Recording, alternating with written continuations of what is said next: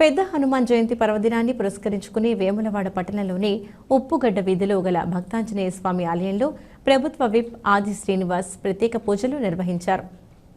అనంతరం ఆలయ కమిటీ ఆధ్వర్యంలో ప్రభుత్వ విప్ను ఘనంగా సన్మానించారు. ఈ కార్యక్రమంలో municipal vice chairman Bingi Mahesh, పట్టణ బ్లాక్ కాంగ్రెస్ అధ్యక్షులు చంద్రగిరి శ్రీనివాస్ గౌడ్, సాగరం వెంకటస్వామి, కౌన్సిలర్ ఇప్పపుల అజయ్, నాయకులు చిలక రమేష్, కూరగాయల కొమరయ్య, కనికరపు రాకేష్, దైత కుమార్, సగ్గు పద్మ, వస్తాదు కృష్ణ, కూర దేవయ్య, కోయల్కార్ మస్తాన్ తదితరులు ఉన్నారు.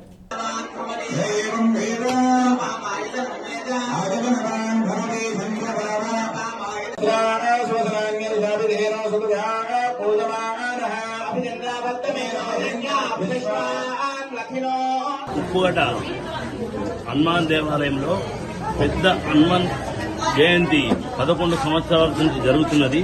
దీనికి పేరున సహకరించిన దాతలకు స్వామి ఉప్పుగడ్డ స్వామి అష్టాశ్వరాలు ఇవ్వాలని ప్రబంధం కోరుతున్నాము. పొద్దున 8:30 నుండి పంచామృత అభిషేకము, 12:30కు భోజనాల కార్యక్రమం ఉన్నది. అధిక సంఖ్యలో పాల్గొనగలరు. పిలువగానే మా అన్న సీనన్న గారు వచ్చినందుకు మా ఉప్పుగడ్డ కమిటీ నుంచి కృతజ్ఞత తెలుపుతున్నాము.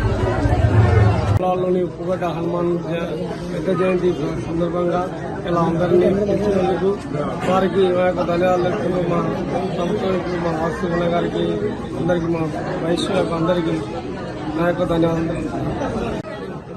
శ్రీ హనుమాన్ పెద్ద జయంతి పర్వదిన సందర్భంగా వేములవాడ పట్టణంలోని ఉప్పుగడ్డ శ్రీ ఆంజనేయ స్వామిని దర్శించుకొని ఈరోజు దేశవ్యాప్తంగా కూడా అన్ని గ్రామాల్లో హనుమాన్ జయంతి ఉత్సవాలు అంగరంగ వైభవంగా జరుగుతూ ఉన్నాయి. ఈ ప్రాంతంలో కొండగట్టు ఆంజనేయ స్వామి సన్నిధిలో కూడా బారులు తీరి భక్తులు ఆంజనేయ స్వామిని దర్శించుకుంటా ఉన్నారు.